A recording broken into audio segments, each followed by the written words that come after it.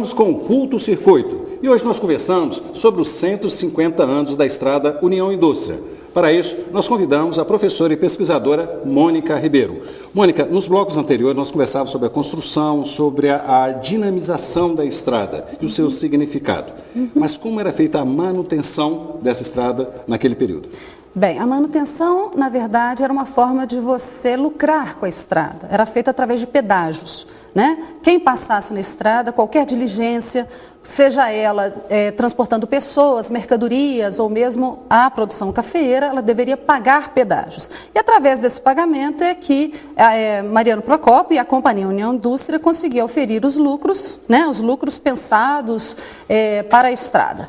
Havia também as chamadas paradas, né? Que é trocas para cavalos. Se os cavalos não aguentavam as 12 horas direto até o Rio, tinham que parar 13 vezes. Havia 13 mudas de animais, quer dizer, um processo extremamente demorado e que tinha um custo alto também, que era a manutenção da própria estrada através dos cavalos e das diligências.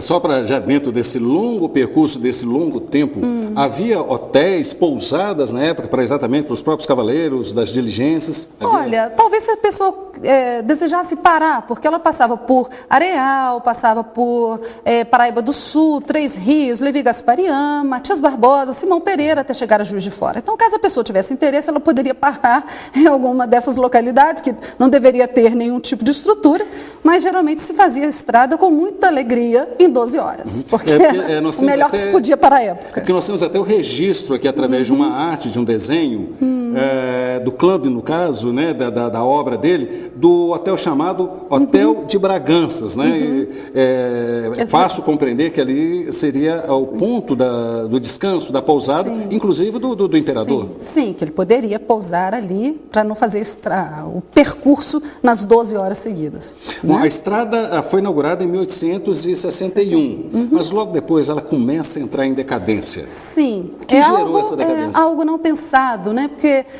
nós não podemos ser anacrônicos, né? De imaginar que Mariano Procópio poderia supor que a estrada teria uma vida curta como aquela teve. Né? Porque logo em 1870 a ferrovia chega ao Sudeste, chega a Minas Gerais, a ferrovia Dom Pedro II, e ela simplesmente oferecia um custo de transporte muito mais barato, não só de mercadorias, como das próprias pessoas. Né? Tanto que em 1870 é que nós temos o pico da produção cafeeira na Zona da Mata, muito em função da companhia da Estrada de Ferro. Quer dizer, a produção cafeeira, ela só se realizava no Porto do Rio de Janeiro. Ela poderia ser produzida no interior, mas ela só era vendida e comercializada no Porto. Então, quanto mais rápido esse acesso, quanto mais barato esse acesso, isso implicava num investimento menor por parte dos produtores. Então, esses produtores, eles apoiaram, evidentemente, não é? E a Estrada de Ferro passa a ser o principal vínculo de ligação entre Rio de Janeiro, entre o Porto do Rio e Juiz de Fora.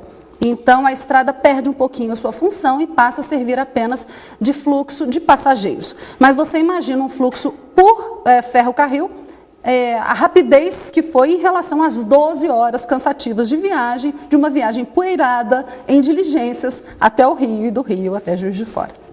Mônica, há uma certa confusão, as pessoas confundem as duas estradas, que é a Estrada União Indústria, que liga Juiz de Fora ao Rio de Janeiro, e a Estrada Real, que liga Mariana, Ouro Preto, também ao Rio de Janeiro. Esclarece um pouquinho essas duas estradas para a gente. A Estrada Real ela foi construída num outro contexto, foi construída em 1704, o Caminho Novo, e a Estrada Real ela é até um pouquinho mais anterior.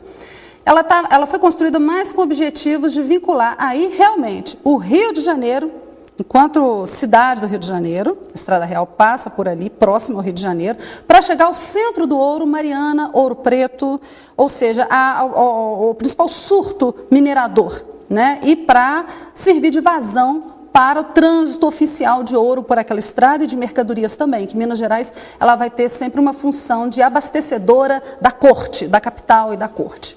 E a Estrada União Indústria não, né? Ela foi uma estrada com desenho específico ligando Petrópolis a Juiz de Fora. Não é? Em alguns momentos ela chega a ser paralela ao trajeto do Caminho Novo, mas não é a mesma coisa, é uma estrada específica ligando somente Petrópolis a Juiz de Fora. E havia alguma competição dano no tráfego dessas vias e também até no escoamento dos produtos? Não.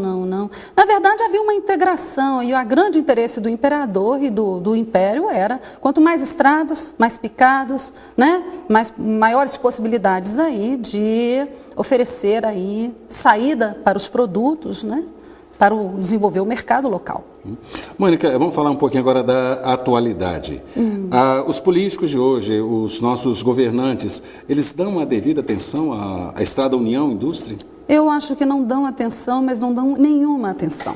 Na verdade, se houvesse um setor de turismo mais ativo, né, dentro desse país, dentro dessa cidade, ela poderia usar essa estrada, a própria existência da colônia, com outros objetivos e poderia ser um importante setor de turismo para a cidade, né? Como estava dizendo há pouco, qualquer dado histórico, né, em outros países europeus que remete ao período medieval é o suficiente para alavancar o turismo de uma dada cidade, para aquela cidade ser relacionada a um grande centro histórico de importância, a um grande centro aí de lucros, né, de comércio em torno do turismo. E nós temos aí uma estrada que teve um impacto muito grande, foi construída dentro de uma técnica extremamente moderna e nós não temos essa estrada, de uma certa forma, valorizada. Nós não temos nem essa estrada macadamizada, né, que deveria haver um restauro, uma pesquisa arqueológica para tentar recuperar alguns quilômetros dessa estrada.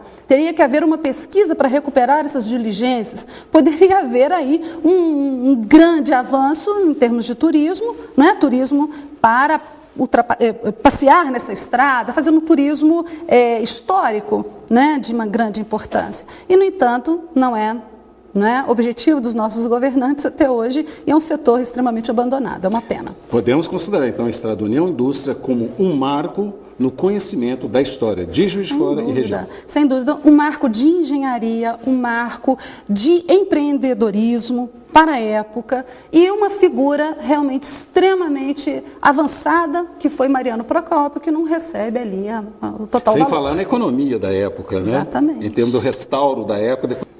Mônica, por ser uma estrada pioneira, a importância dela para o Brasil, qual o significado? Olha, o significado em termos de um marco da engenharia do século XIX, um marco, né, de uma obra empresarial, um marco em termos culturais, né? Então, nós temos aí um patrimônio histórico, um patrimônio cultural de uma extrema importância e que nós poderíamos ficar muito mais cientes disso, né, e conseguir oferir mais benefícios, né, com esse patrimônio que temos aqui. Ou seja, a União Indústria deveria estar também dentro das salas de aula, dentro das escolas. Dentro das escolas, dentro da vida, dentro da carta de turismo da cidade, não é? E, no entanto, muito pouco. Muita coisa nada. não acontece que deveria acontecer. Praticamente nada. Mônica, queria agradecer a sua presença no nosso programa. Eu que agradeço. Quem sabe teremos novos encontros para falar mais um pouco dessa estrada pioneira União Indústria. E fiquem agora com as imagens da estrada União Indústria, nesses seus 150 anos. Até a próxima semana. Tchau.